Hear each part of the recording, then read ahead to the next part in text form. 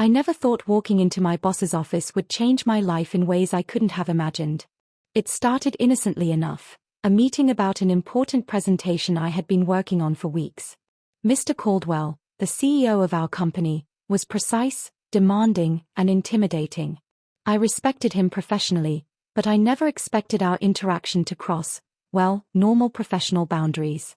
"Good morning," he said, leaning back in his leather chair. His eyes were calm but sharp, studying me like he could read my thoughts. "I have a unique request," he continued, his voice smooth, controlled. My stomach tightened. Unique requests from him were never simple. "It's for an important client meeting tomorrow. I need someone to represent my family, to show elegance, refinement, and charm. I want you to dress as my daughter." I blinked. "Wait, what?" My mind froze. "Excuse me, did you just say?" My voice trembled, a mixture of disbelief and horror. "Yes," he said, his tone unwavering. "I need you to wear a dress, style your hair, and adopt her mannerisms. It's important for the client to see the family's presence. You'll be representing sophistication, grace, femininity." My heart pounded. I tried to laugh, but it sounded hollow, forced. I can't. I'm not, this is." "You can," he interrupted gently but firmly. "I know it's unusual, but I trust you to handle it. I'll provide everything you need, clothes, shoes, makeup. It's just for the evening. You'll be fine." The rest of the day was a blur. My mind raced with every possible scenario: embarrassment, humiliation, the sheer impossibility of what he was asking. But beneath the fear, a small flicker of curiosity stirred. I couldn't deny it. The idea of transforming, of becoming someone else, of stepping into an unfamiliar, delicate world, intrigued me. That evening, I arrived at Mr. Caldwell's mansion, a sprawling estate that seemed more like a palace than a home. He handed me a box carefully labeled with my name. Inside, I found an elegant pastel dress, soft ballet flats, and a small selection of delicate jewelry.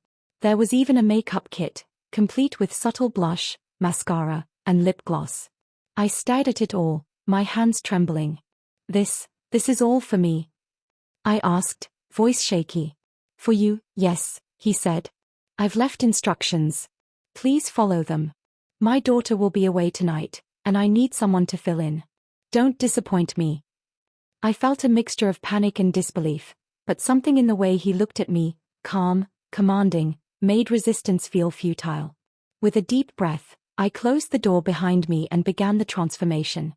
The dress was soft against my skin, the fabric cool and flowing over my legs. I slipped my feet into the flats, feeling the delicate weight of them. I hesitated before touching the makeup, then cautiously applied blush, mascara, and lip gloss, each stroke revealing subtle changes in my face, softening my features. My reflection in the mirror startled me. There was someone familiar, yes, but also someone entirely new. A delicate, feminine version of me stared back, eyes wide, cheeks flushed, lips soft and inviting.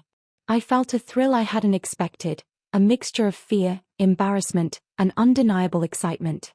My movements were tentative at first, but I practiced walking, adjusting my posture, testing how the dress swayed with each step. I twirled softly, listening to the swish of the fabric, and felt a warmth spread through my chest. The next morning, my boss gave me final instructions. "Remember, poise, elegance, and charm. You'll need to be convincing, graceful, and subtle in conversation. Stand tall, walk lightly, smile gently. Represent the family well." I nodded, though my hands shook slightly. As I entered the client's home, a sense of dread and anticipation overwhelmed me. My heels clicked softly against the floor, my skirt swaying lightly with every step.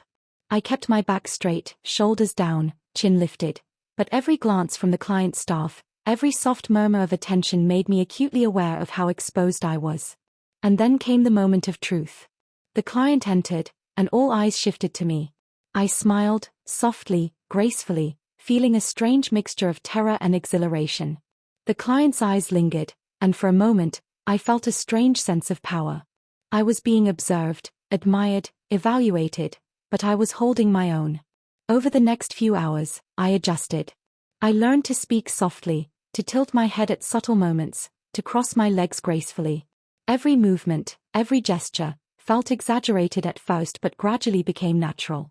I laughed softly at jokes, responded politely, and maintained a composed, feminine poise. By the end of the evening, I realized something profound. I had survived, yes, but more than that, I had begun to enjoy it. The thrill of transformation, of inhabiting a persona so different from my usual self, was intoxicating. My hands, soft and delicate in their gestures, felt powerful. My voice, melodic and gentle, drew attention without effort. And beneath the skirts, shoes, and makeup, I discovered a part of myself I hadn't known existed, playful, confident, and daringly feminine. In the days that followed, the experience lingered in my mind.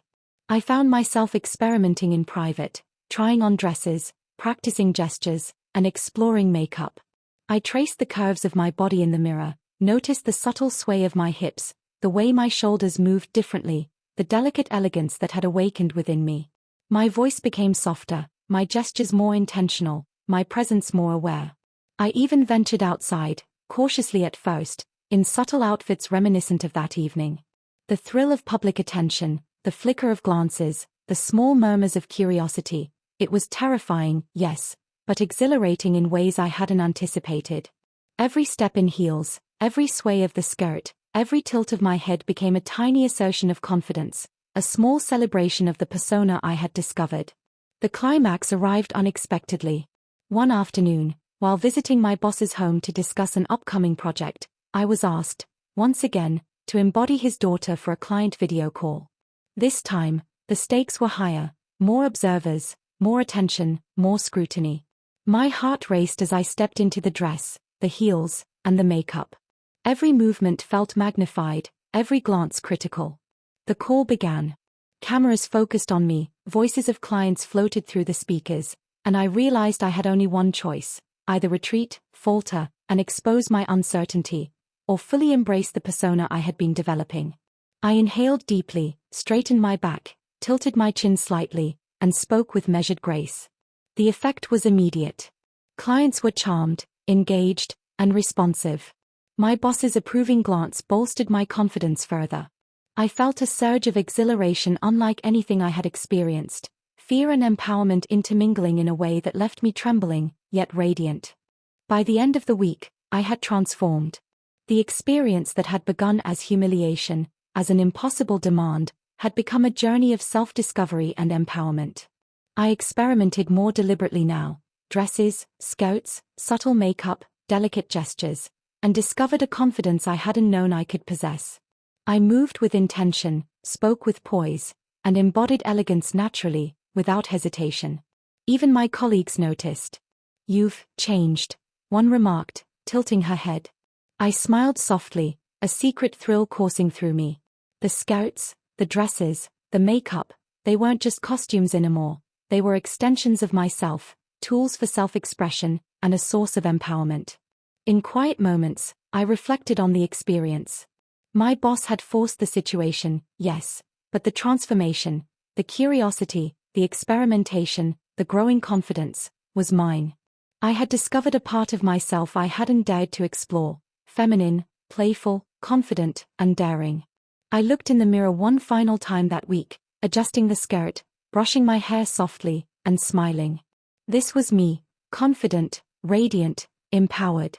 The journey had begun as a demand, a challenge, a moment of fear, and it had evolved into freedom, self-discovery, and the courage to embrace every facet of who I truly was.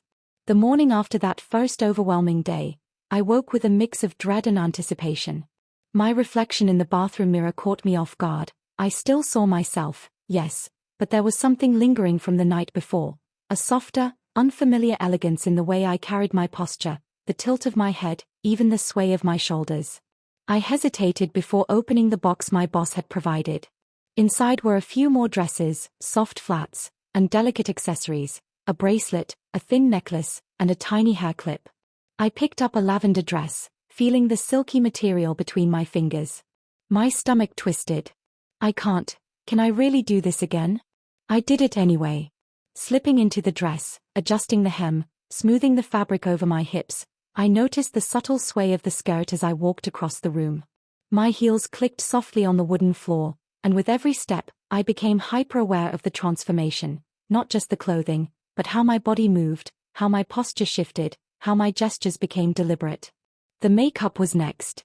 I dabbed a bit of blush onto my cheeks, careful not to overdo it, and applied mascara, making my eyes appear wider and more expressive.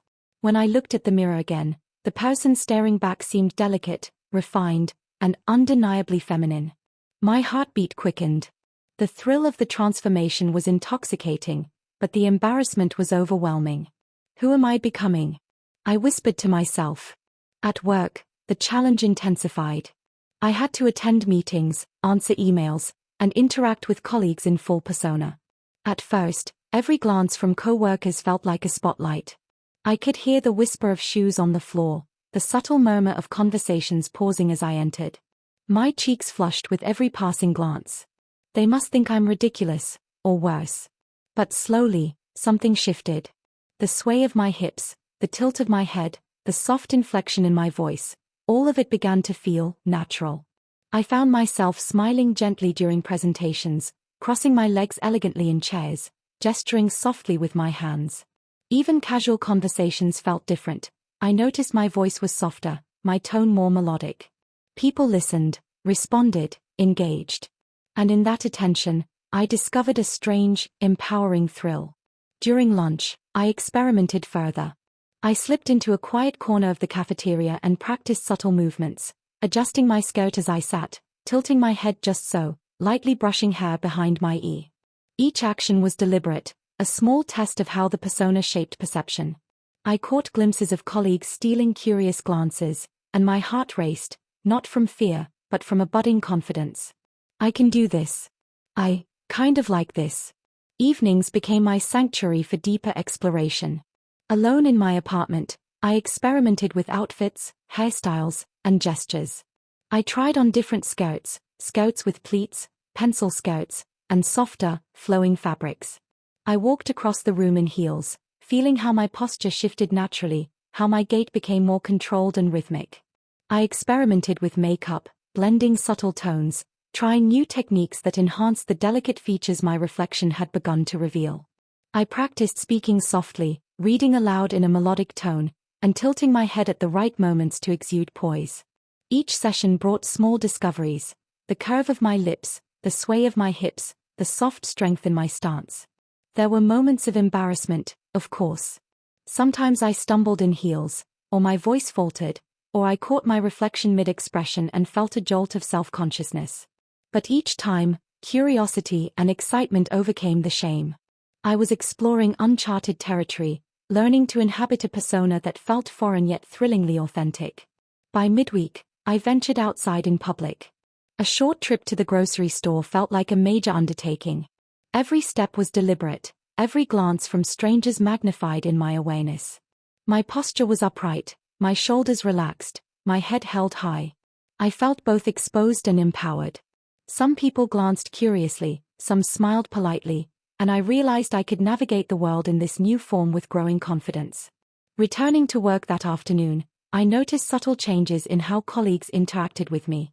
Whispers followed me, yes, but they were tinged with curiosity and intrigue rather than mockery. I began to recognize the subtle power in gestures and expressions. A soft smile, a gentle tilt of the head, a careful movement of the hands. I could influence attention, command respect, and still remain delicate, feminine, and poised. Thursday brought an unexpected challenge. My boss asked me to meet a client in persona, representing his family again. My heart pounded as I slipped into a new dress, pale pink this time, and styled my hair delicately. Every step toward the car, every sway of the skirt, every click of the heels on the driveway, made me hyper-aware of my transformation. During the meeting, I navigated conversation with careful elegance. My posture was impeccable, my gestures refined, my voice soft but confident. I could feel the client's eyes on me, and instead of fear, I felt a growing sense of command. I was performing, yes, but the performance revealed a side of me I hadn't known: playful, confident, feminine, and assertive in subtle ways. Afterward, my boss gave me a nod of approval. "Well done," he said. "You're learning quickly. It's not just about the clothes, it's about presence. Keep practicing." His words stirred something deep inside me, a mix of pride, excitement, and curiosity. I'm changing, and I like it. By Friday, I was beginning to embrace the persona fully. I experimented more boldly, longer skirts, softer fabrics, delicate jewelry, and subtle makeup that enhanced my features. I practiced walking, speaking, gesturing, and moving through spaces in ways that combined grace, confidence, and poise. I even began to notice the thrill of public attention. A co-worker complimented my outfit, another smiled in recognition of my gestures, and I realized the skirts, the dresses, the persona, they weren't just costumes. They were a key to a side of myself I hadn't dared to explore, elegant, playful, confident, and feminine in ways I hadn't imagined possible. By the weekend, I had discovered the delicate balance of empowerment and vulnerability. The skirts, the heels, the makeup, all were tools for self-expression. I practiced walking in public spaces, learning how subtle shifts in posture, movement, and expression could command attention while still maintaining grace. I reflected on the week in front of the mirror. The person staring back was both me and someone new, someone confident, poised, playful, and feminine. The fear and embarrassment hadn't disappeared completely, but they were tempered by curiosity, excitement, and empowerment. I had learned that transformation was not just about appearance, it was about inhabiting a persona, experimenting, and discovering hidden aspects of oneself. By the end of part 2, I had moved from shock and embarrassment to tentative experimentation, public awareness, and growing confidence. The skirts and dresses were no longer just an imposed disguise, they were a vehicle for self-expression and empowerment.